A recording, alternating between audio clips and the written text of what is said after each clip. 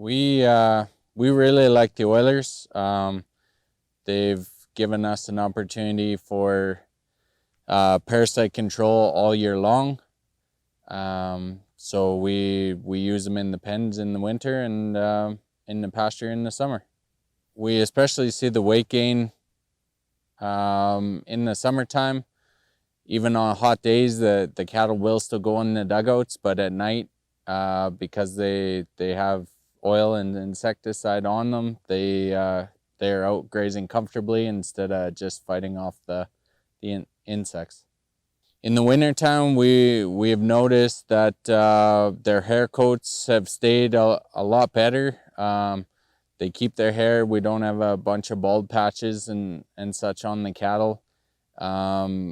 We've gotten to the point where we haven't used Ivomec this year at all on any of our cattle, and it appears that they're just fine. They always look better when they're carrying a full, healthy hair coat instead of scratch marks and rub marks on them. Even the old herd bulls are carrying really nice hair, whereas normally this time of year they'd be rubbed off quite a bit. Fences are definitely better. There's no hair hanging off the barbed wire anymore, that's for sure. Right now we have we have 9 Oilers. We're hoping to get to the point where we have one for every pasture and corral system in the winter. We have up to 300 head on one Oiler, and it's working, but we just typically like to stay around 100, 120 head per Oiler, and that seems to work quite optimal. Yeah, for our operation, we really feel like we see weight gains on the cattle because we have parasite control all year long.